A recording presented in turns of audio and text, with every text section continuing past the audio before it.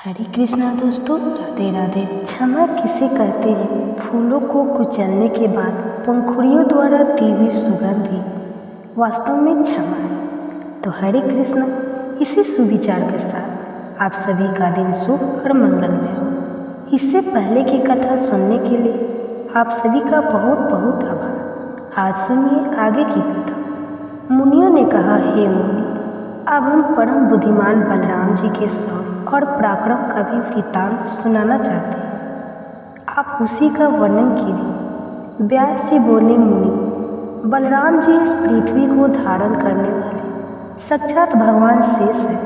उनकी महिमा अनंत है, वे अप्रेमेय हैं। उन्होंने जो कार्य किया उसका वर्णन करता हूँ, ध्यानपूर्वक सुनो। दुर्योधन की पुत्री कुमारी लक्ष्मणा स्वयंवर में जा रही थी। उस समय जामंतवती की पुत्र बीरबल साव ने उसे बलपूर्वक हर लिया। यह देखकर महापराक्रमी कर्ण, दुर्योधन, भीष्म और द्रोण आदि बहुत क्रोधित हुए। उन्होंने सांबर को युद्ध में जीतकर कैद कर लिया। यह सुनकर संपूर्ण यादव ने दुर्योधन आदि पर बहुत क्रोध किया और उनका विनाश करने के लिए बहुत भारी तैयारी कर डाली। तब बलराम जी ने यादव को रोककर कहा कि मैं अकेला ही कौरव के यहाँ जाता हूँ। वे मेरे कहने से स्वयंवर को छोड़ देंगे। इसके बाद बलराम जी हस्तिनापुर में जाकर बाहर के उद्यान में ही ठहर गए, नगर में अंदर नहीं गए। बलराम जी को आया जानकर दुर्योधन आदि कौरवों ने उन्हें गौ और जल भेंट किए। यह सब विधि पूर्वक स्वीकार करके बलराम जी ने कौरवों से कहा, राजा उग्रसेन की आज्ञा है कि तुम सब लोग साप को शीघ्र छोड़ दो। बलदेव जी की यह बात सुनकर भीष्म, द्रोण, कर्ण और दुर्योधन आदि की क्रोध की सीमा नहीं रही। राजा बलि आदि भी कुपित हो उठे। उन्होंने यादव कुल के राज्य के अधिकार से वंचित जानकर बलराम जी से कहा, बलदेव, तुमने एक ऐसी बात कह डाली है। कौन ऐसा यदुवंशी है जो कौरवों की आज्ञा देगा? अगर उग्रसेन भी कौरवों को आज्ञा दे तो तुम्हें राजाओं के योग्य श्वेत छत्र धारण करने से क्या लाभ होगा? इसलिए तुम लौट जाओ। स्वयंवर ने अनन्यापूर्ण कार्य किया है, इसलिए तुम्हारे या उग्रसेन के कहने से हम उसे नहीं छोड़ सकते। हम लोग यदुवंशियों के माननीय हैं। कुकुर और अंधक वंश के लोग सदा आपको प्रणाम किया करते थे। अब वे ऐसा नहीं करते तो ना सही, लेकिन स्वामी को सेवक की ओर से आज्ञा देने के बाद कैसी हमने तुम लोगों को अपने समान आसन और भोजन देकर जो सम्मानित किया, उससे तुम्हारा अहंकार बहुत बढ़ गया है। इसमें तुम्हारा क्या दोष है? हमने ही प्रेम और नीति नहीं देखी। बलराम, हमने तुम्हारे लिए जो यह आग्रह निवेदित किया है, इसमें केवल प्रेम ही कारक है। हमारे कुल की ओर से तुम्हारे कुल को अर्घ देना कदापि उचित नहीं है। ऐसा कहकर कौरव चुप हो गए। उन्होंने श्री कृष्ण के पुत्र को बंधन से मुक्त नहीं किया। इस विषय में उन सब ने एक राय कर ली थी। वे सबके सब बलराम जी को वहीं छोड़कर हस्तिनापुर में चले गए। कौरवों द्वारा किए गए आक्षेप से बलराम जी को बड़ा क्रोध आया। वे घूरते हुए उठकर खड़े हो गए और पैर की एड़ी से उन्होंने जोरदार पृथ्वी पर प्रहार कर दिया। महात्मा बलराम की एड़ी के आघात से पृथ्वी विदीर्ण हो गई। वे अपनी गर्जना से संपूर्ण दिशाओं को गूंजाकर करने लगे। वे आंखें लाल लाल और भय टेढ़ी करके बोले, ओहो, इन सारहीन दुरात्मा कौरवों को अपने राजा होने का इतना मत, इतना अभिमान है। क्या केवल कौरव ही सम्राट पद के अधिकारी है? हम लोगों का प्रभुत्व कुछ ही समय के लिए है। क्या बात है जो यह महाराज उग्रसेन की उल्गी आज्ञा की भी नहीं मानते। देवताओं और धर्म के साथ सच्ची पति इंद्र भी उनकी आज्ञा की प्रतीक्षा करते हैं। इंद्र की सुधर्मा सभा में भी इस समय महाराज उग्रसेन ही विराजमान होते हैं। इन कौरवों का राज सिंहासन तो सैकड़ों मनुष्य की जूठन है। इसी पर इनको इतना संतोष है, धिक्कार है इन्हें। आज से उग्रसेन ही समस्त राजाओं के भी राजा बनकर रहे। अब मैं इस पृथ्वी को कौरवों से हीन करके ही द्वारकापुरी को लौटूंगा। कर्ण, दुर्योधन, द्रोण, भीष्म, बाली, दुरासन, भूरे भूरे श्रोण कौरवों को उनके हाथी, घोड़े और रथों से सही मार डालूंगा और वीरवर शाम को उनकी पत्नी के साथ द्वारकापुरी में ले जाकर उग्रसेन आदि बंधु बांधवों का दर्शन करूंगा। अथवा देवराज इंद्र की प्रेरणा से हमें शीघ्र ही पृथ्वी का भार उतारना है। इसलिए समस्त कौरवों के साथ उनके हस्तिनापुर नगर को अभी गंगा में डाले देता हूँ। ऐसा कहकर क्रोध से आंखें लाल किए बलभद्र जी ने अपने हल्का मुख नीचे की ओर किया और 4 दीवारी किए जड़ में धंसा कर जोर से खींचा। इससे संपूर्ण हस्तिनापुर सहसा डगमगा आता। यह सब देखकर समस्त कौरव व्याकुल होकर हाहाकार करने लगे और बलराम जी के पास आकर बोले, महाबाहु राम, बलराम क्षमा कीजिए मूसला, युद्ध अपना क्रोध शांत कीजिए और हम पर प्रसन्न होइए। बलराम, यह पत्नी सहित शाम आपकी सेवा में समर्पित है। हम आपका प्रभाव नहीं जानते थे, इसी से हम लोगों के द्वारा आपका अपराध हुआ है। आप कृपया उसे क्षमा कर दीजिए। ऐसा कहकर कौरवों ने पत्नी सहित सहसा को बलभद्र जी के सामने उपस्थित कर दिया। भीष्म, द्रोण, कृपाचार्य आदि बलराम जी को प्रणाम करके प्रवचन करने लगे। तब बलराम ने, श्रेष्ठ बलराम ने कहा, अच्छा, मैंने क्षमा कर दिया। इस समय भी हस्तिनापुर गंगा की ओर कुछ झुका सा दिखाई देता है और यह बलवान और शूरवीर बलराम जी का ही प्रभाव। इसके बाद कौरवों ने बलराम जी के सहित सपेड़ का पूजन करके बहुत से उपहार और नववधू के साथ उन्हें द्वारकापुरी भेज दिए। व्यास जी कहते हैं, मुनियों, बलशाली भगवान बलराम जी ने जो पराक्रम किया था वह भी सुनो। द्विज नाम से प्रसिद्ध एक महापराक्रमी वानर था जो देवद्रोही दैत्य पति नरकासुर का मित्र था। उसने देवताओं से वैर बांध लिया था। वह कहता था कि श्री कृष्ण ने देवताओं के कहने से बलराम नरकासुर का वध किया है, इसलिए मैं समस्त देवताओं से इसका बदला लूँगा। इस निश्चय के अनुसार वह यज्ञों का विध्वंस और मृत्यु लोक का विनाश करने लगा। अज्ञान से मोहित होने के कारण उसने साधु पुरुषों की मर्यादा तोड़ डाली और देहधारी जीवों का संहार आरंभ कर दिया। वह चंचल वानर देश, नगर और गांवों में आग लगाने लगा। कहीं कहीं पर्वत गिराकर गांव आदि को कुचल डालता था। पर्वतों को उखाड़कर समुद्र के जल में डाल देता था और खुद भी समुद्र के भीतर घुसकर उसका मंथन आरंभ कर देता था। इससे क्षुब्ध होकर समुद्र अपनी सीमा लांघकर आगे बढ़ जाता और तट पर बसे हुए गांव और नगरों को डुबो देता था।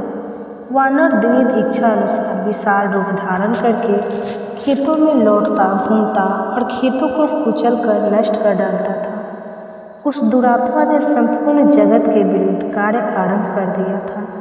कहीं कोई स्वाध्याय और विषक का नाम लेने वाला ही नहीं था।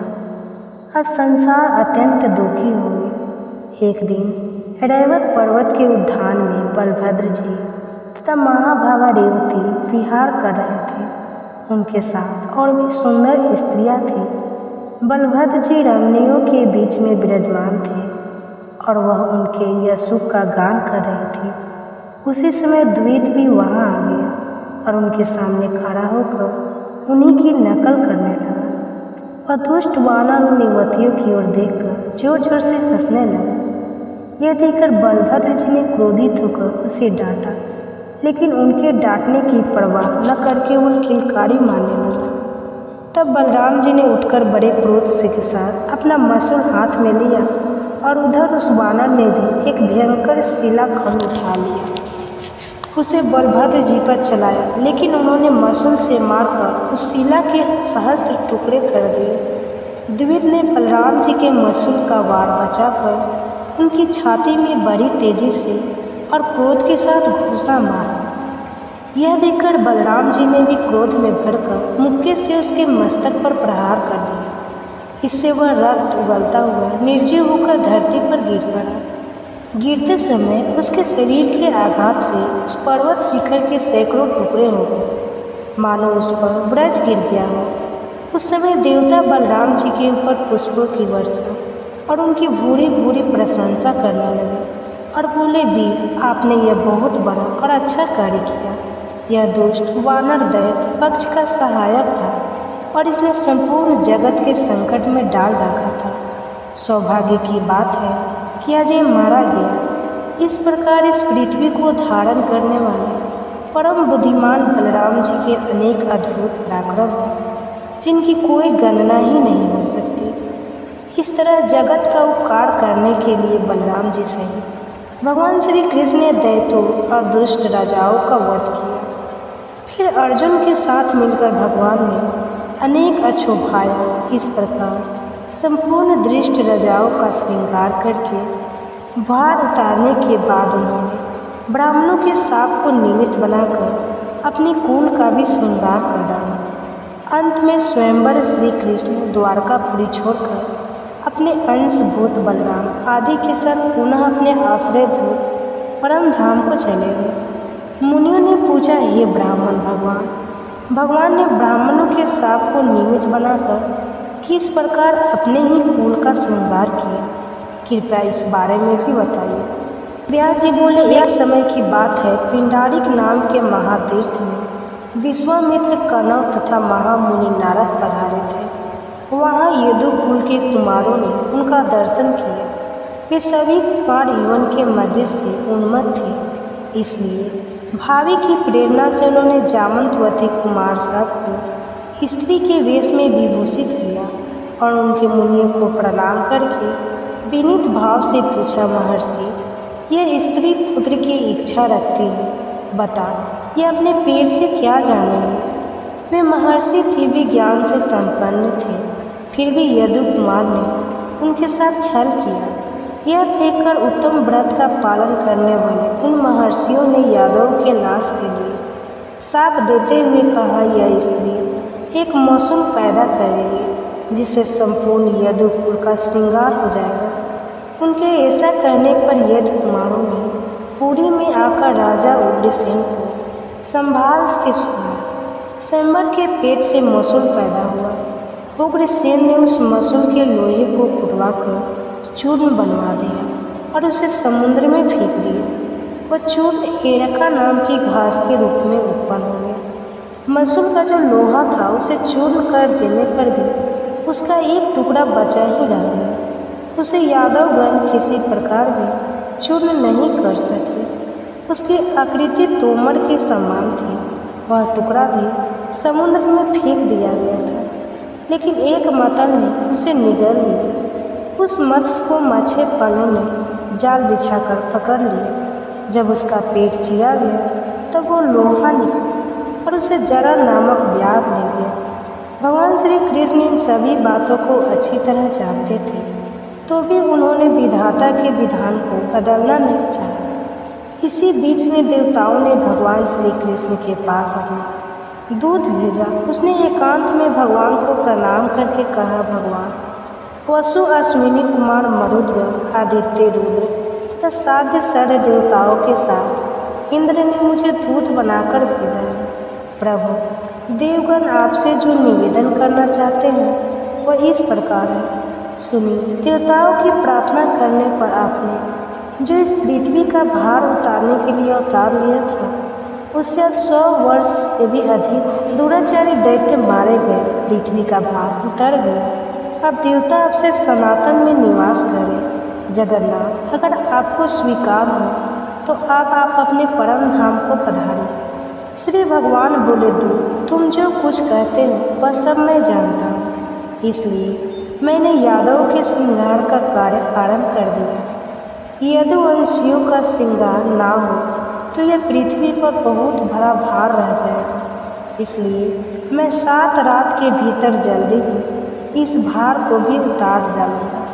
जिस प्रकार मैंने द्वारकापुरी बसाने के लिए समुद्र से भूमि लौटा भी दूंगा और यादव का श्रृंगार करके अपने परम धाम को जाऊंगा। देवराज इंद्र तथा देवताओं को यह मानना चाहिए कि मैं बलराम जी के साथ अपने धाम में ही आऊँगा। इस पृथ्वी के भार रूप जो जरासंध आदि राजा थे वे मारे गए, फिर भी इन यदुवंशियों का भार उनसे भी बढ़कर है। इसलिए पृथ्वी के इस महाभार को उतार कर मैं देवलोक की रक्षा के लिए अपने धाम में जाऊंगा।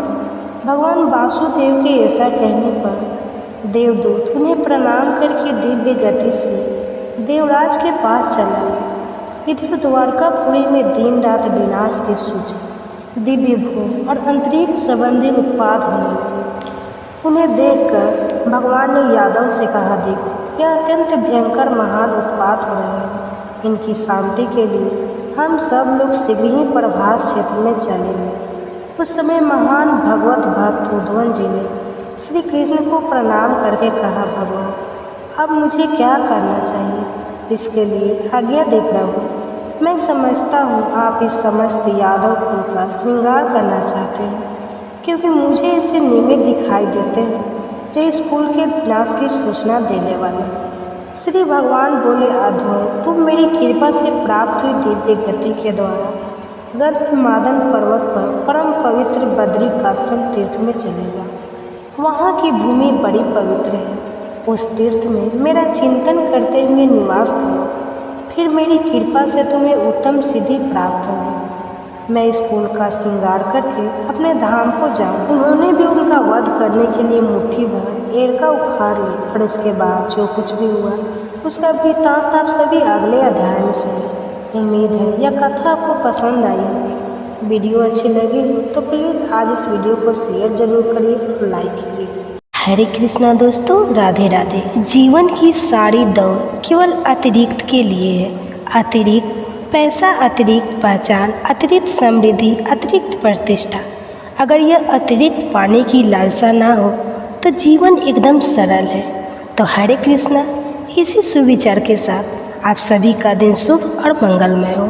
इससे पहले की कथा सुनने के लिए और कमेंट्स करने के लिए आप सभी का बहुत बहुत आभार। आप सुनिए आज की कथा।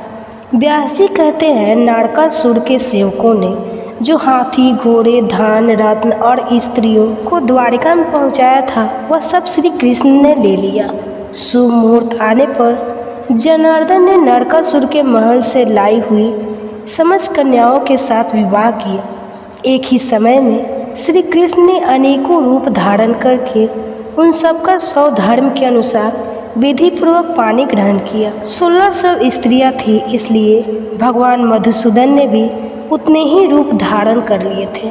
प्रत्येक कन्या यह समझती थी कि भगवान श्री कृष्ण ने केवल मेरे साथ ही विवाह किया है। जगत की सृष्टि करने वाले विश्वरूपधारी श्री कृष्ण रात के समय उन सभी स्त्रियों के महलों में निवास किया करते थे। श्री कृष्ण के रुक्मणी के गर्भ से उत्पन्न हुए प्रद्युम्न आदि पुत्रों की चर्चा तो आपने पहले ही सुन ली है। सत्यभामा ने भानु आदि पुत्रों को जन्म दिया। जामवंती से सबात का जन्म हुआ। नागनजीति से अर्थात सत्या से भद्र, विद आदि और शैव अर्थात मित्रविंदा से संग्राम, जीत आदि पुत्र उत्पन्न हुए। माद्री के गर्भ से विक्रय आदि का जन्म हुआ।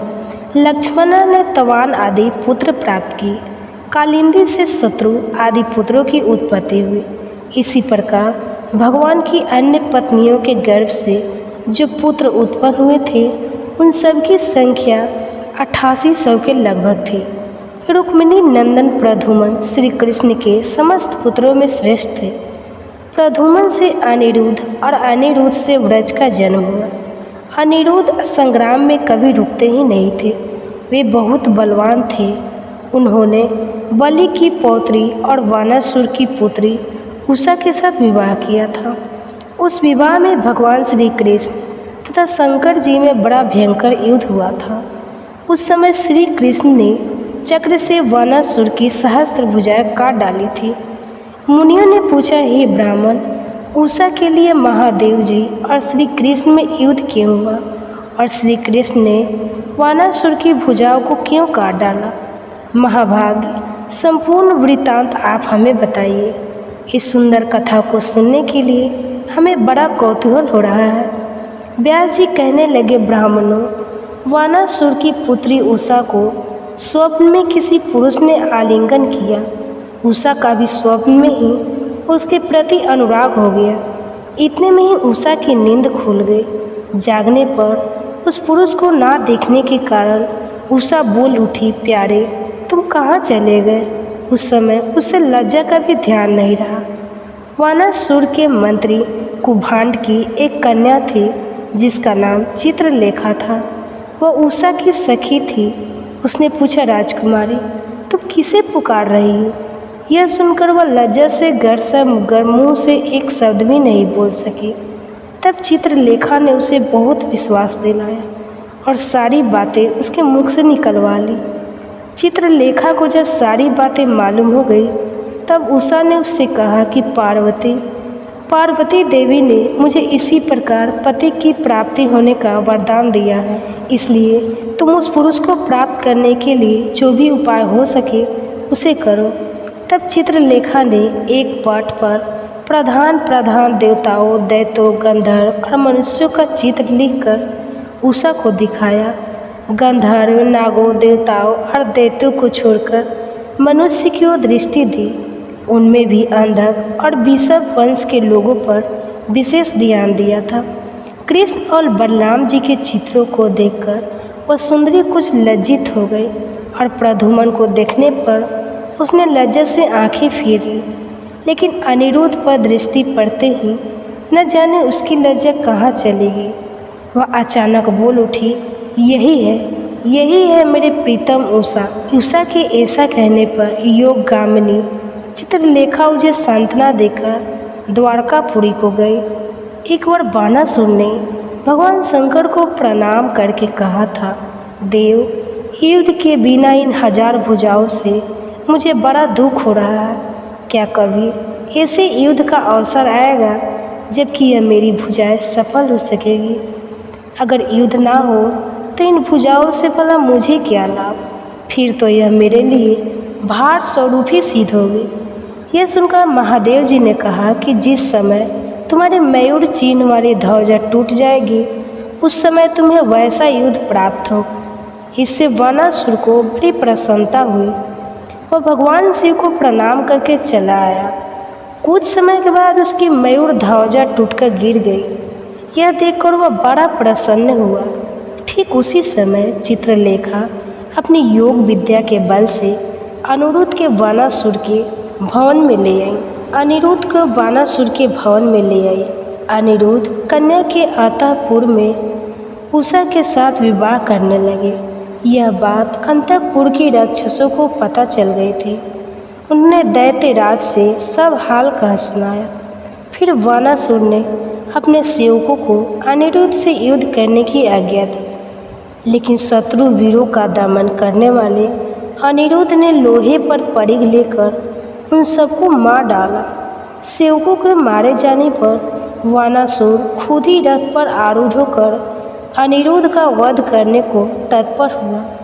अपनी शक्ति भर युद्ध करने पर भी जब उसे वीरबल अनिरुद्ध जी ने परास्त कर दिया तब वह मंत्री की प्रेरणा से माया द्वारा युद्ध करने लगा। इस प्रकार उसने यदुनंदन अनिरुद्ध को नागपाश से बांध लिया। उधर द्वारिका में अनिरुद्ध की खोज हो रही थी। समस्त यदुवंशी आपस में कह रहे थे कि अनिरुद्ध सहसा कहाँ चले गए। उसी समय देवर्षि नारद जी द्वारका में पहुँच गए और उन्होंने बताया कि अनिरुद्ध को वानासुर ने सैनिकपुर में बांध रखा है। उन्हें योग विद्या में चतुर युवती चित्रलेखा अपने साथ ले गई थी। यदुवंशियों को इस बात पर विश्वास हो गया। फिर तो भगवान श्री कृष्ण ने गरुड़ का आह्वान किया और वे स्मरण करते ही वहाँ आ पहुँचे। भगवान श्री कृष्ण बलराम के साथ भगवान केशव अपनी वानासुर के नगर में गए। सब लोग नगरपुरी में प्रवेश करते समय लेकिन जो महाबली प्रेमों के साथ उनका युद्ध हुआ वे उनकी माया से उन सबका श्रृंगार करके भगवान श्री वानासुर के भवन के निकट गए की विषय। इसके बाद यह श्लोक महाभारत के मस्तक वाले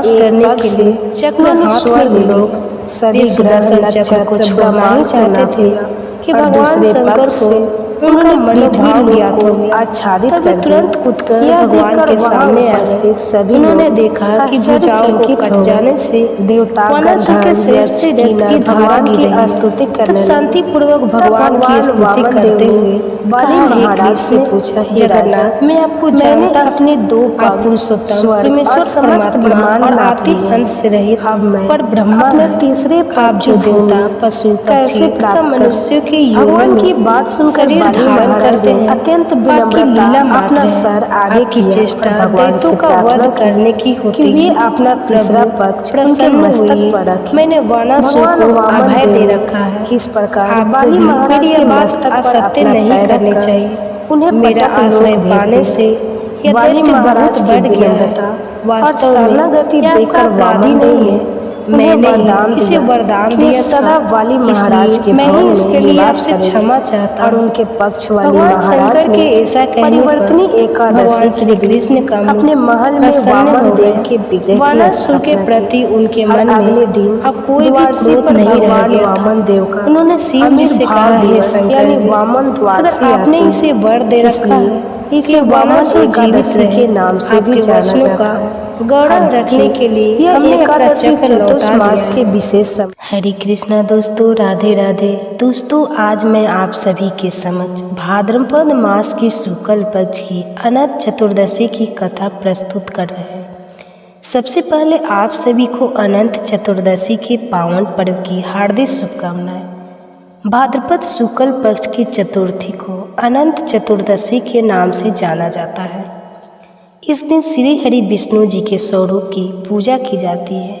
यदि कोई व्यक्ति इस व्रत को लगातार 14 वर्ष तक नियम पूर्वक करता है तो उसे विष्णु लोक की प्राप्ति होती है। भगवान नारायण के समान अनंत देव भगवान विष्णु का एक नाम, इसी कारण इस दिन सत्यनारायण भगवान का व्रत और कथा का आयोजन किया जाता है। अनंत चतुर्दशी के दिन गणपति विसर्जन का धार्मिक समारोह होता है, जो कि लगातार 10 दिन गणेश उत्सव के समापन जन्म दिवस होता है। इस दिन भगवान गणपति की प्रतिमा को बहते हुए जल वाली नदी, तालाब या समुद्र में विसर्जन किया जाता है। यह प्रतिमा होती है जिससे व्यक्ति गणेश चतुर्थी के दिन अपने घरों में स्थापित करते हैं। तो आइए अब शुरू करते हैं अनंत गुना फल प्रदान करने वाली अनंत चतुर्दशी की कथा को। प्राचीन काल में गंगा के तट पर धर्मराज युधिष्ठिर ने जरा कुमार नियुक्त राजसूय यज्ञ का आयोजन किया। राजसूय यज्ञ करने के लिए युधिष्ठिर तथा अन्य पांडवों ने एक ऐसे यज्ञ मंडप का निर्माण करवाया जो बहुत ही सुंदर होने के साथ साथ अद्भुत था। वह इतना मनोरम था कि जल थल की भिन्नता प्रति नहीं हो रही थी। स्थल थल में जल की भांति हो रही थी। सरल शब्दों में कहूँ तो ऐसा था कि जल में देखने पर लगता था कि हम जमीन पर खड़े होते थे, तो ऐसा लगता था कि वह जल है।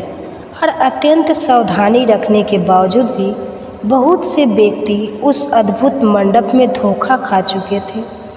युधिष्ठिर ने राजसूय यज्ञ की युद्ध कई राजा महाराजाओं को भी आमंत्रित किया था। एक बार कहीं से टहलते टहलते धृतराष्ट्र के पुत्र दुर्योधन धनुष यज्ञ मंडप में आ गए थे। जब से भरे तालाब को समझकर उसमें गिर गए। संयोग से द्रौपदी अपने साथियों के साथ वहां पर उपस्थित थी और दुर्योधन के जल थल के भ्रम का शिकार होते देख उसे हंसी आ गई और उन्होंने बहुत मजाक उड़ाया और कहा, अंधे की क्षमता शांति, क्योंकि दुर्योधन के पिता राष्ट्र जन्म से ही करो किवित से भृंगु हाथ से दुर्योधन बहुत नाराज हुआ था। यह बात उसके हृदय में बाण के समान चुभने लगा और अपने इस उपन्यास का बदला उसने पांडवों के युद्ध में हरा कर लिया। पराजित होने पर प्रतिज्ञा के अनुसार पांडवों के 12 वर्ष का वनवास भोगना पड़ा, जहाँ पांडव अनेक प्रकार के कष्ट सहते हुए बहुत कष्टपूर्ण जीवन जी रहे थे। एक दिन भगवान श्री कृष्ण ने जब उनसे मिलने आए तो युधिष्ठिर ने अपने कष्टपूर्ण जीवन के बारे में प्रभु को बताया और अपने दुखों से छुटकारा पाने का उपाय पूछा। तब श्री कृष्ण भगवान ने उपाय के रूप में उन्हें हुआ था, युधिष्ठिर, तुम विधि पूर्वक अनंत भगवान का व्रत करो, इससे तुम्हारे समस्त कष्ट दूर हो जाएंगे और तुम्हारा खोया हुआ राज पुण्य प्राप्त हो जाएगा। तब युधिष्ठिर ने इस अनंत चतुर्दशी पर किए जाने वाले अनंत भगवान के इस समूह में पूछा, तो इस बारे में श्री कृष्ण ने उन्हें एक कथा सुनाई जो कि अनंत चतुर्दशी का व्रत करने वाले सभी व्रतधारियों को सुननी चाहिए। यदि कोई व्यक्ति पर आप न कर पाए तो वह इस कथा के श्रवण मात्र से ही अनंत गुना फलों को प्राप्त कर सकता है। तो आइए शुरू करते हैं। प्राचीन काल में सुमन नाम का एक तपस्वी ब्राह्मण था, जिसकी पत्नी का नाम क्या था? उसकी परम सुंदरी धर्मप्राय तथा ज्योतिमयी कन्या थी। उसका नाम दुशाला था। सुशीला जुड़ी हुई तो उसकी माता दिशा की मृत्यु हो गई। पत्नी के मरने के नाम से ही स्त्री से दूसरा विवाह कर लिया। माता कृष्ण की पुत्री को पसंद नहीं करती थी और उसे तरह तरह के कष्ट प्रदान करती थी। धीरे धीरे समय बीतता रहा। अपनी पुत्री के विवाह चिंता सताने लगे। जब कंडेर ऋषि ब्राह्मण समुद्र के घर पर आए और उन्होंने उक्त से उनकी पुत्री का हाथ मांगा। कुंडे ऋषि काफ़ी धन संपत्ति वाले ब्राह्मण थे। उनके पास भौतिक सुख वैभव की कोई कमी नहीं थी। उनकी बात सुनकर बहुत खुश हुए और उन्होंने खुशी खुशी अपनी पुत्री सुशीला का विवाह इसी के साथ कर दिया। लेकिन दहेज प्रथा के अनुसार बेटी की विदाई करने लगे तो बेटी और दामाद को कुछ देने की इच्छा जागी। माँ ने अपने दामाद को कुछ और पत्थलों के टुकड़े डेढ़ सौतेली माता के इस व्यवहार से बहुत दुखी हुई, लेकिन अपनी पत्नी सुशीला को लेकर अपने आश्रम की ओर चल दिए। परंतु रास्ते में ही रात हो गई, इसलिए वह एक नदी के तट पर रुककर संध्या पाठ करने लगे। सुशीला ने देखा कि उसकी नदी के तट पर बहुत स्त्रियां सुंदर वस्त्र धारण कर किसी देवता की पूजन कर रही थी। सुशीला के पूछने पर सभी स्त्रियां ने उन्हें बताया कि वह श्री अनंत नारायण भगवान की पूजा कर रही है। इस पर सुशीला ने पूछा कि अनंत नारायण भगवान को उनमें से एक स्त्री ने कहा, अनंत भगवान विष्णु कृष्ण के रूप में शेषनाग का रूप से विद्यमान रहते हैं, अतः दोनों की सम्मिलित पूजा की जाती है। यह सुनकर सुशीला ने उनसे पूछा कि इस व्रत का क्या नाम है। सुशीला के पूछने पर स्त्रियां ने उसे विधि पूर्वक अनंत व्रत की महत्ता बताई। अनंत व्रत की महत्ता को सुनकर सुशीला प्रभावित हुई और उसने पूछा, यह अनंत भगवान कौन है?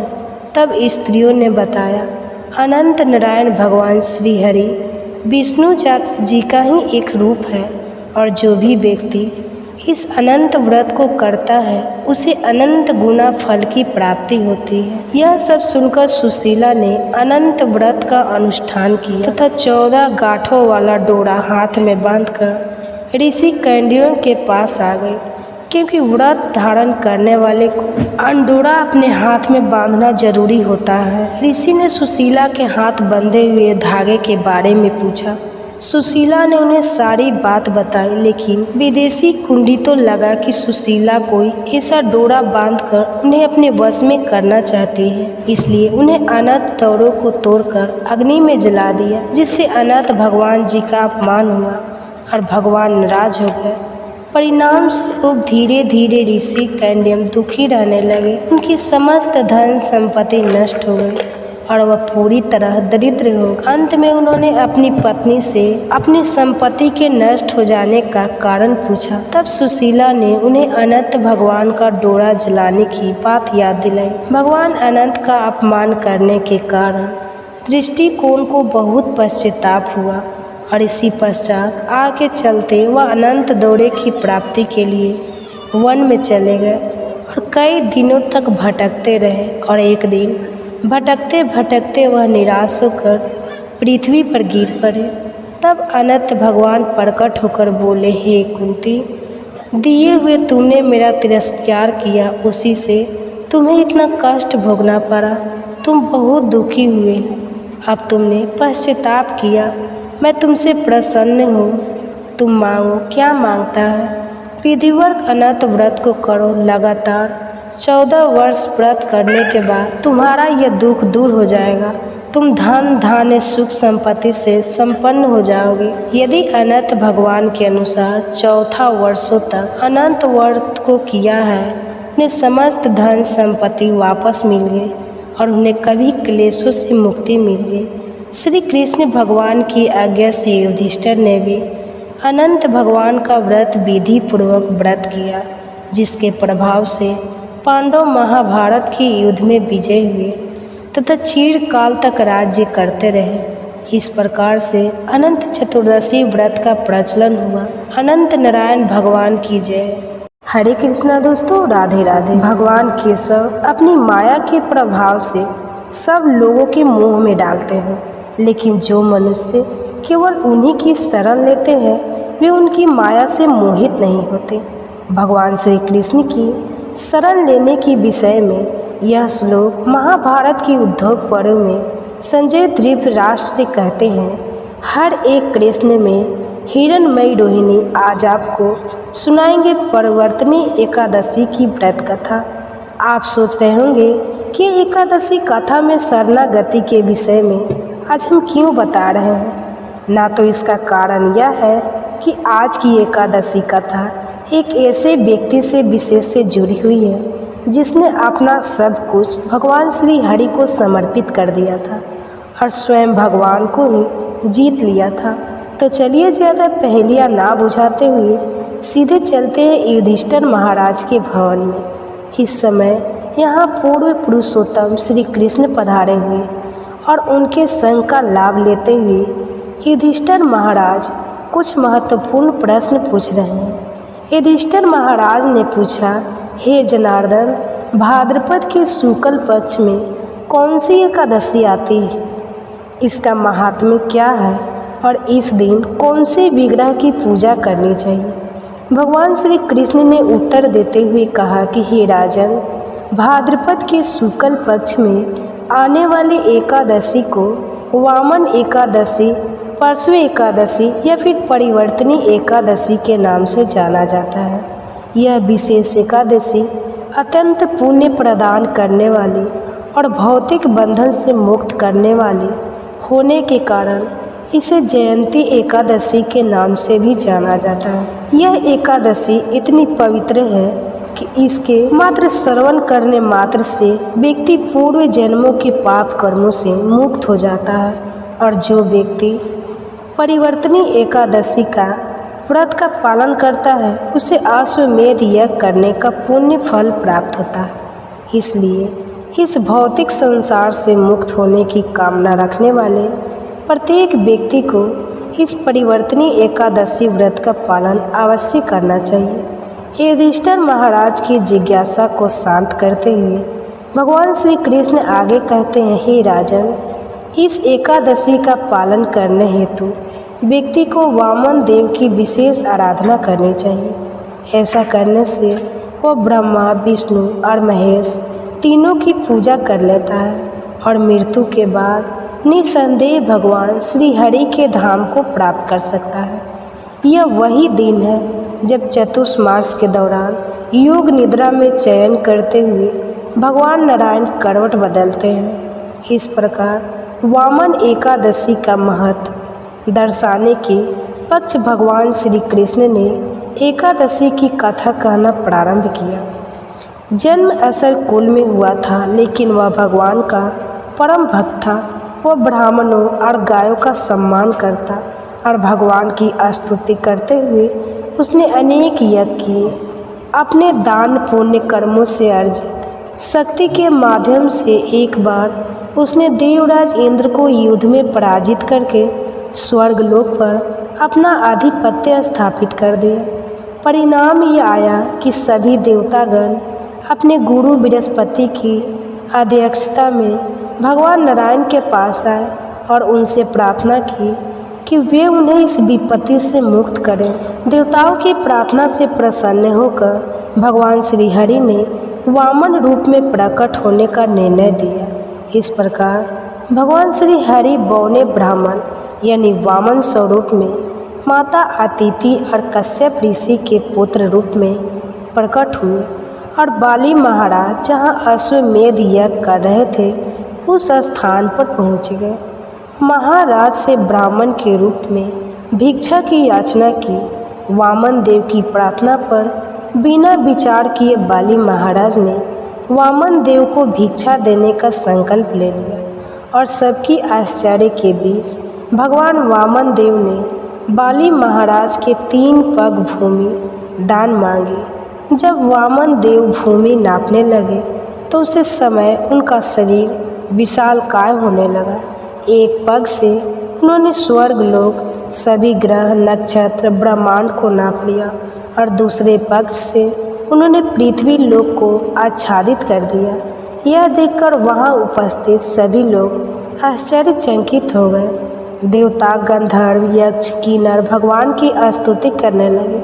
तब भगवान वामन देव ने बाली महाराज से पूछा, हे राजा, मैंने अपने 2 पग स्वर्ग और समस्त ब्रह्मांड नाप लिए हैं। अब मैं अपने तीसरे पग की भूमि कैसे प्राप्त करूं? भगवान की बात सुनकर बाली महाराज ने अत्यंत विनम्रता अपना सर आगे किया और भगवान से प्रार्थना की कि वे अपना तीसरा पक्ष उनके मस्तक पर रखें।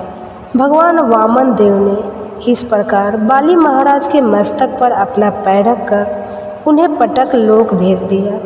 बाली महाराज की विनम्रता और शरणागति देखकर वामन देव ने उन्हें वरदान दिया कि वे सदा बाली महाराज के भवन में निवास करेंगे और उनके पक्ष वाली महाराज ने परिवर्तनी एकादशी के दिन अपने महल में वामन देव के विग्रह की स्थापना की और अगले दिन द्वादशी पर भगवान वामन देव का आविर्भाव दिवस यानी वामन द्वादशी आती है। इसलिए इसे वामन एकादशी के नाम से भी जाना जाता है। अब देखिए, यह एकादशी चतुर्मास के विशेष समय में आती है, इसलिए इसका महत्व स्वाभाविक रूप से अधिक हो जाता है।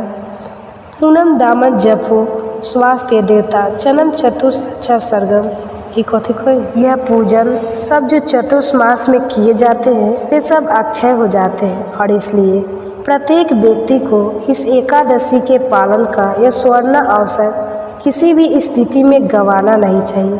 प्रयास तो यह रहना चाहिए कि एकादशी से पूर्व ही इसकी तैयारी कर ली जाए और यदि आपने अभी तक परिवर्तनी एकादशी का पालन नहीं किया है तो ज़रूर करें।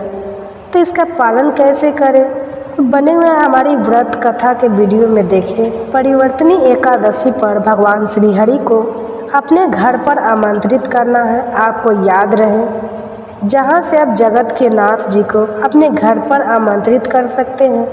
और यदि आप हमारी कथा और वीडियो से संतुष्ट हैं, प्रसन्न हैं, तो आप हमारे चैनल को सब्सक्राइब जरूर करें और वीडियो को लाइक करें। हरे कृष्णा दोस्तों, राधे राधे। हे तुलसी माता, आपकी इस प्यारी सी वीडियो को जो भी सच्चे दिल से लाइक करे उसके घर में आप अस्थायी रूप से निवास बना लेना। तो जय तुलसी माता, उसके घर में कभी अन्न धन की कमी मत होने देना। तो दोस्तों, इस वीडियो को लाइक ज़रूर करें। तुलसी को जल देते समय बोलना चाहिए यह 3 शब्द। ये 3 शब्द बोलने से सभी मनोकामनाएं पूर्ण हो जाती है। तो दोस्तों, पिछले वीडियो में हमने आपको तुलसी को जल देने के महत्व की कथा सुनाई है। तो आज की इस वीडियो में हम जानेंगे तुलसी को जल देने के क्या फ़ायदा है। तो दोस्तों, एक बार की बात है, सत्यभामा ने भगवान श्री कृष्ण से तुलसी को जल देने का महत्व पूछ लिया था। तब भगवान श्री कृष्ण ने उन्हें उसका महत्व सुना दिया था। आगे देवी सत्यभामा कहती है, हे स्वामी, आपने मुझे तुलसी को जल देने का महत्व तो बता दिया, किंतु अब मेरे मन में यह जानने की जिज्ञासा हो रही है कि तुलसी को जल कैसे देना चाहिए। तुलसी को जल देने की सर्वोत्तम विधि कौन सी है तथा तुलसी को जल देने का मंत्र कौन सा है, कृपा आप मुझे इन सभी प्रश्नों का उत्तर दें। तब भगवान श्री कृष्ण देवी सत्यभामा से कहते हैं, हे प्रिय, जिस प्रकार से मैंने तुम्हें तुलसी का महत्व सुनाया है, उसी प्रकार से तुलसी को जल देते समय बोले जाने वाले मंत्र का भी बड़ा महत्व है। यह मंत्र केवल 3 शब्दों का है, किंतु इसका प्रभाव बहुत कल्याणकारी है। जो भी मनुष्य नित्य तुलसी को जल देते समय अपने मुख से केवल यह 3 शब्द बोल देता है, तो साक्षात लक्ष्मी उसके घर में प्रवेश करती है, उसकी दरिद्रता समाप्त हो जाती है, उसे धन धान्य की प्राप्ति होती है। वह मंत्र बताने से पूर्व मैं आपको तुलसी के इस मंत्र का महत्व सुनाता हूँ। इस मंत्र को सुन लेने मात्र से ही मनुष्य के समस्त पाप नष्ट हो जाते हैं। उसे 100 वर्षों तक तुलसी को जल देने का पुण्य प्राप्त हो जाता है। इसलिए देवी, आप इस कथा को ध्यान से पूरा जरूर सुनें। देवी सत्यभामा कहती है, हे प्रभु, मैं इस कथा को पूरा अवश्य सुनूंगी। आप मुझे तुलसी के मंत्र का महत्व सुनाइए। श्री कृष्ण कहते हैं, हे देवी सत्यभामा, दक्षिण में एक अत्यंत शुभ नयाम नगरी थी। उस नगरी में सुषमा नाम का एक खूंटी वृद्धि का ब्राह्मण रहता था। पापियों का तो वह शिरोमणि था। उसका जन्म एक ऐसे ब्राह्मण परिवार में हुआ था जो पाप कर्म करने वाले शास्त्र ज्ञान से शून्य थे। वह जन्म से तो ब्राह्मण था, किंतु कर्म से वह अत्यंत दुराचारी था। वह न पूजा पाठ करता था, न ध्यान करता था, न जाप, न होम, और न ही अतिथियों का सत्कार करता था। उसके द्वार पर आए अतिथियों को बिना दान किए ही क्रूरतापूर्वक भगा देता था। स्त्री लंपटा होने के कारण वह सदैव ही प्राय स्त्रियों में आसक्त रहता था। उसे मदिरा पान करने की भी आदत थी, साथ ही वह मांस खाया करता था। वह दिन में खेत में काम करके पत्ते बेचकर जीविका चलाया करता था और रात्रि में वेश्याओं को सेवन करता था। इस प्रकार से उस ब्राह्मण ने अनेक वर्षों तक जीवन व्यतीत किया। फिर एक दिन वह वृद्धि सुन शर्मा बेचने के लिए पत्ते इकट्ठा करने के लिए एक वैश्य की वाटिका में घूमने लगा और पत्ते तोड़ने लगा। तभी एक काल रूपधारी काले सर्प ने उस ब्राह्मण को काट लिया और उसी समय उसकी मृत्यु हो गई। उसके बाद 2 यम के दूत उसे लेने के लिए उस स्थान पर प्रकट हुए और उसे उठकर यमलोक ले जाने लगे। मार्ग में वह यमलोक दूतों के सामने बहुत विलाप करने लगा, हे दूतों, मुझे कहाँ ले जा रहे हो? मुझे छोड़ दो, मेरे प्राण बख्श दो। किंतु यमदूत उसे यह कहते हुए ले जाने लगे, अरे दुष्ट ब्राह्मण, तेरे पाप कर्मों के कारण तुझे सांप ने काट लिया है। अब यमराज तुझे अवश्य घोर नरक में डाल देंगे। फिर यम के दूत उस ब्राह्मण को लेकर यमलोक पहुँचते हैं और यमराज के सामने खड़े हो जाते हैं। चित्रगुप्त उस ब्राह्मण का लेखा जोखा निकालते हैं और यमराज से कहते हैं, हे धर्मराज, इस ब्राह्मण ने बचपन से लेकर मृत्यु तक पाप ही पाप किया है। इसने कभी कोई पुण्य का काम नहीं किया है। फिर धर्मराज अपने दूतों से कहते हैं, हे दूतों, इस घोर पाप करने वाले ब्राह्मण को उठाकर ले जाओ और इसे नरक में डाल दो। फिर यम के दूत उस ब्राह्मण को ले जाते हैं और नरक की भयंकर अग्नि में धकेल देते हैं। अनेक वर्षों तक नरक में सजा भुगतने के बाद उस ब्राह्मण को दूसरे जन्म में एक बैल का शरीर मिलता है। बैल का जन्म पाकर वह बोझ उठाने का काम करने लगा। उसका मालिक उसे दिन रात काम करवाने लगा। फिर जब उस बैल की शक्ति कम हुई तो उसके मालिक ने उसे एक लड़े आदमी को बेच दिया। उस लंगड़े आदमी ने उस बैल को खुद का बोझ उठाने के लिए उपयोग किया और उसकी पीठ पर बैठकर घूमा करता था। इस प्रकार से उस बैल ने 8 वर्ष तक उस लंगड़े आदमी का बोझ उठाया। फिर एक दिन वह लंगड़ा आदमी उस बैल की पीठ पर बैठकर किसी ऊंचे पर्वत पर जाने लगता है। उस पर्वत पर बहुत देर तक चढ़ने के कारण वह बैल बहुत थक गया। उसकी शक्ति क्षीण हो गई और कुछ समय बाद वह बैल बहुत जोर से मूर्छित होकर जमीन पर गिर पड़ा और अंतिम सांस लेने लगा। तभी वहाँ पर खड़े लोगों को उस बैल पर बड़ी दया आ गई और वे अपने उसने मुख में पानी डालने लगे। फिर इन लोगों ने, एक पुण्यात्मा व्यक्ति था, उसने उस बैल का कल्याण करने के लिए अपना पुण्य उस बैल को दे दिया। उसे देखकर अन्य लोगों ने भी अपना अपना पुण्य याद करके कुछ पुण्य उस बैल को दे दिया ताकि उसे मुक्ति मिल सके। उसी भीड़ में एक वैश्या भी खड़ी हुई थी। सभी लोग अपना पुण्य उस बैल को दे रहे थे। यह देखकर उस वैश्या ने भी अपना पुण्य उस बैल को दे दिया। कुछ देर बाद उस बैल की मृत्यु हो जाती है। फिर उस स्थान पर यमदूत आते हैं और उस बैल के शरीर से उस ब्राह्मण की आत्मा को निकालकर यमलोक ले जाते हैं। यमलोक ले जाने पर उसे यमराज के सामने खड़ा किया जाता है और फिर चित्रगुप्त उसका लेखा जोखा देखते हैं तो वे आश्चर्य में पड़ जाते हैं। उस वैश्या के द्वारा उस बैल को दिया हुआ पुण्य बहुत बड़ा होता है। उस पुण्य के प्रभाव से उसके सभी जन्मों के पाप नष्ट हो जाते हैं। फिर यमराज उस ब्राह्मण के सभी पाप क्षमा करते हैं और कहते हैं, हे ब्राह्मण, उस वैश्या ने तुझे अपना पुण्य देकर तुझ पर बड़ा उपकार किया है। केवल उसी के पुण्य के कारण तुम्हारे सब जन्मों के पाप नष्ट हो गए हैं। और यमराज उसे फिर से मनुष्य जन्म प्रदान करते हैं। इस बार वह पृथ्वी पर आकर एक उत्तम ब्राह्मण कुल में जन्म लेता है। उस महापुण्य के प्रभाव से उसे इस नए जन्म में अपने पूर्व जन्म की बातें याद आने लगती हैं। जब वह ब्राह्मण बड़ा हो जाता है तो उसे याद आता है कि पिछले जन्म में जब वह बैल था तब एक वैश्या ने उसे उसका पुण्य दे दिया था। इसलिए उसके मन में उस वैश्या के बारे में जानने की इच्छा होती है और उस महापुण्य के बारे में जानने के लिए उस वैश्या का पता लगाकर उसे ढूंढते हुए उसके नगर में चला जाता है। वह वैश्या बूढ़ी हो चुकी थी। फिर जब उसे वह वैश्या मिल जाती है तो उसके सामने जाकर उसे बार बार प्रणाम करता है और उस वैश्या का धन्यवाद करने लगता है। वह वैश्या कहने लगती है, हे ब्राह्मण श्रेष्ठ, आप कौन हैं और किस कारणवश आप मुझ वैश्या को धन्यवाद दे रहे हैं? मैंने आपका कौन सा कार्य किया है जो आप मुझे नमस्कार कर रहे हैं? तब वो ब्राह्मण कहता है, हे माता, मैं वही बैल हूँ जिसे तुमने अपना पुण्य दे डाला था। अपने पाप के कर्मों के कारण मुझे पिछले जन्म में बैल होना पड़ा था। उस पर्वत पर जब मैं मर रहा था तो तुमने मुझे अपना पुण्य दिया था। तुम्हारे पुण्य के प्रभाव से ही आज मुझे फिर से मनुष्य जन्म मिला है। तुम्हारे द्वारा किए गए उसी पुण्य के कारण मुझे अपने पूर्व जन्म की सारी बातें याद है। किंतु हे माता, मैं आज यहाँ पर यह जानने के लिए आया हूँ कि तुमने मुझे उस समय पर अपना कौन सा पुण्य दिया था जिस कारण से मेरे सभी जन्मों के पाप नष्ट हो चुके हैं। मैं उस पुण्य के बारे में जानना चाहता हूँ।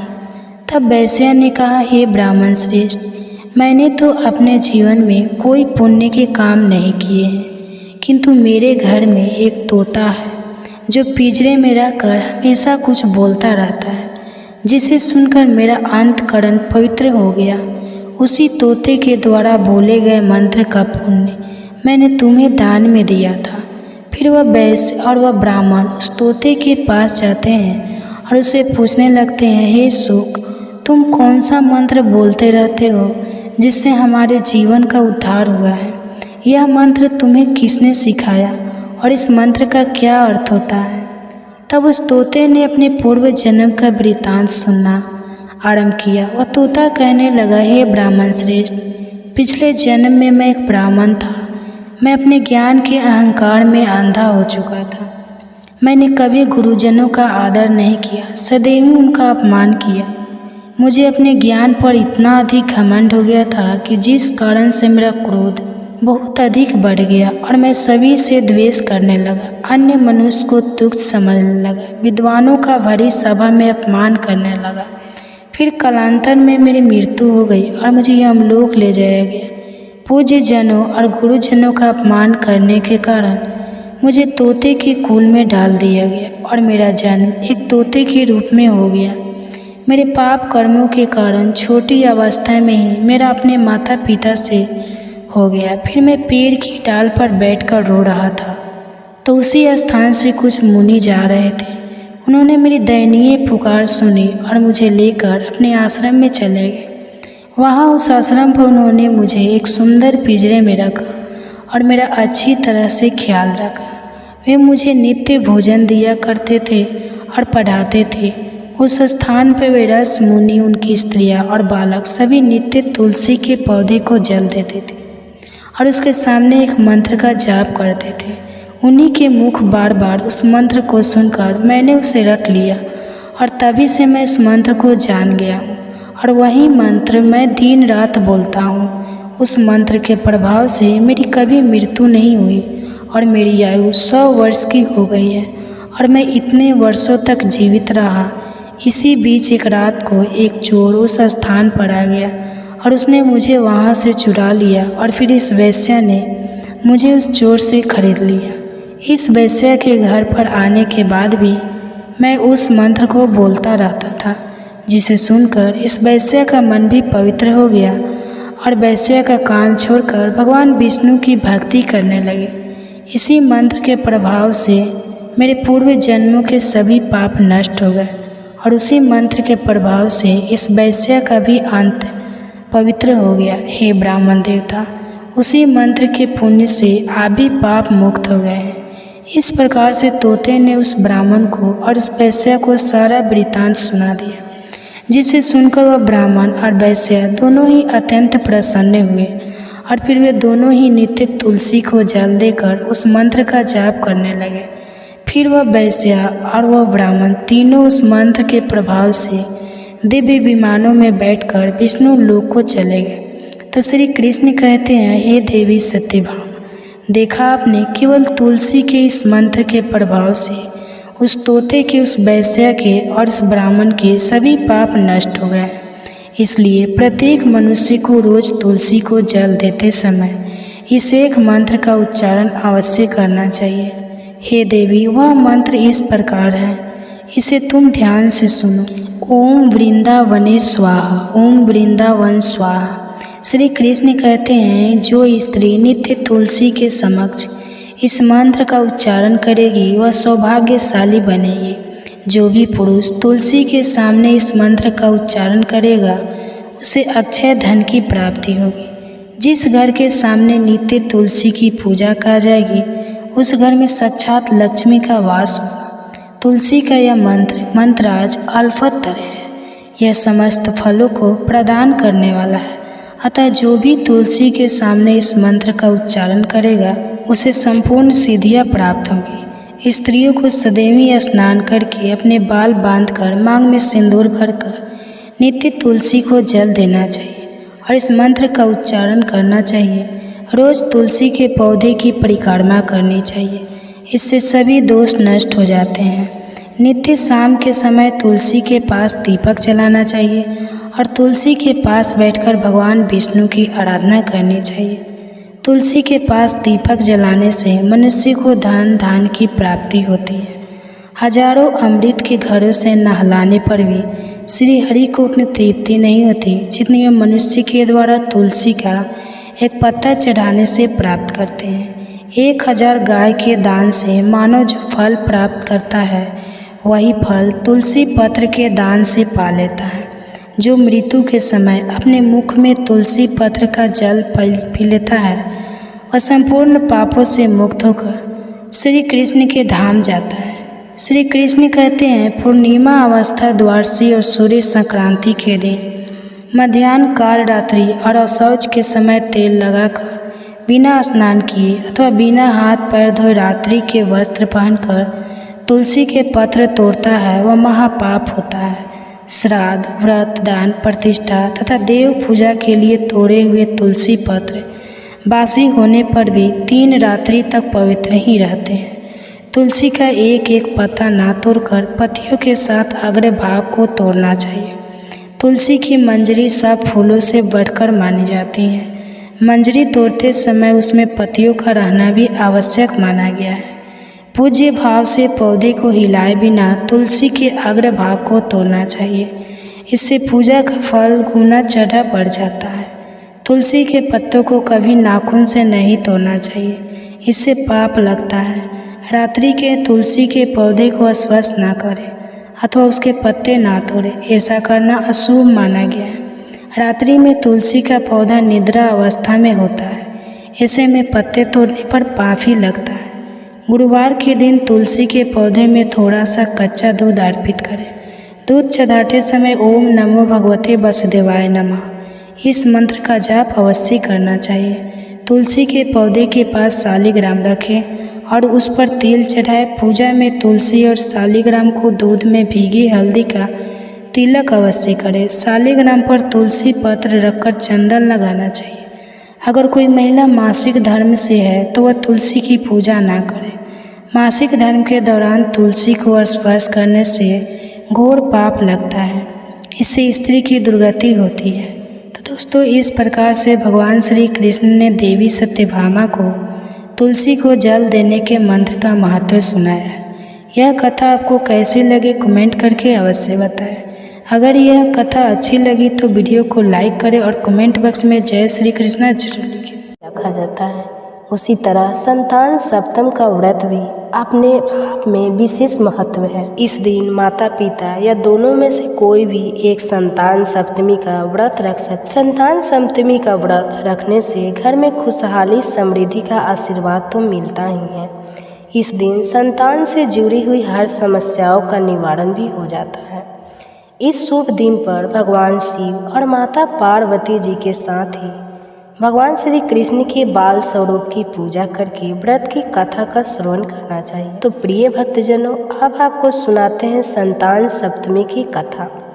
आपसे अपनी संतान की दीर्घायु के लिए, उनके सुखद भविष्य की कामना के लिए इस कथा को सच्चे मन से जरूर सुनिए। एक दिन महाराज युधिष्ठिर ने भगवान श्री कृष्ण से कहा, हे प्रभु, कोई ऐसा उत्तम व्रत बतलाइए जिसके प्रभाव से मनुष्य को अनेकों संसारिक क्लेश दुख दूर होकर वे पुत्र और पत्रवाई एक बार हो जाए। एक बार लोमस ऋषि ब्रह्मराज की मथुरापुर में वासुदेव जी के घर गए। ऋषि राज को आया देखकर वे दोनों अत्यंत प्रसन्न हुए और उनके उत्तम आसन पर बैठाकर उनका अनेक प्रकार से वंदन और सत्कार किया। फिर मुनि के चरणों तक से अपने घर और शरीर को पवित्र किया। वह प्रसन्न होकर उनको कथा सुनाने लगे।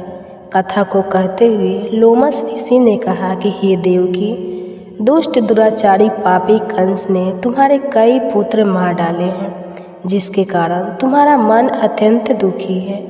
इसी प्रकार राजा नहुस की पत्नी चंद्रमुखी भी दुखी रहा करती थी, किंतु उसने संतान सप्तमी का व्रत विधि विधान सहित जिसके प्रताप से उनको संतान का सुख मिला।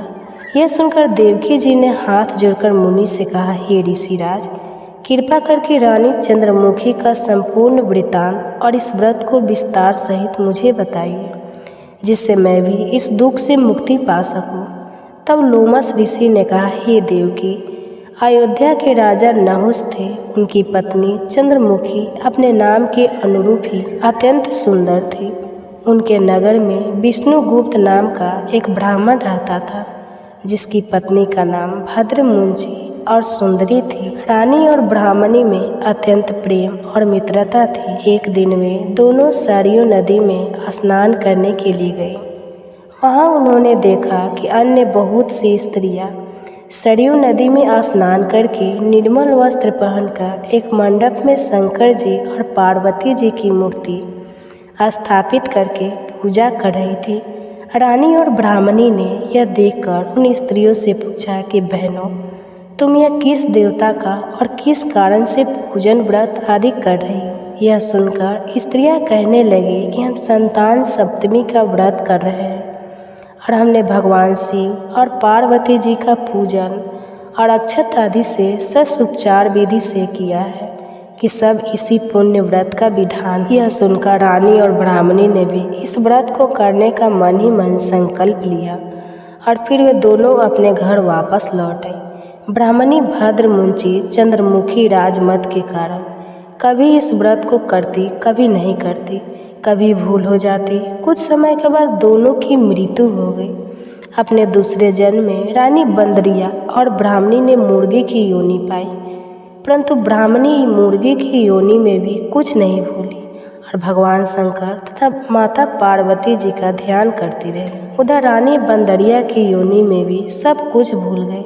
कुछ समय के बाद दोनों ने यह देह भी त्याग दी। अब इनका तीसरा जन्म फिर से मनुष्य योनि में। उस ब्राह्मणी ने एक ब्राह्मणी के यहाँ कन्या के रूप में जन्म लिया और उस ब्राह्मण कन्या का नाम भूषण देवी रखा तथा विवाह गोकुल निवासी अग्निशल ब्राह्मण से कर दिया गया। भूषण देवी इतनी सुंदर थी कि वह आभूषण रहित होते हुए भी अत्यंत सुंदर लगती थी। यहाँ तक कि कामदेव की पत्नी रति भी उसके सम्मुख लज्जा थी। भूषण देवी के अत्यंत सुंदर सर्वगुण संपन्न चंद्रमा के समान धर्मवीर कर्मनिष्ठ सुशील स्वभाव वाले 8 पुत्र हुए। ये सब भगवान शिव के इस दिव्य और पावन व्रत का ही पुनीत फल था। दूसरी ओर शिव विमुख रानी के गर्भ से अभी कोई पुत्र नहीं हुआ।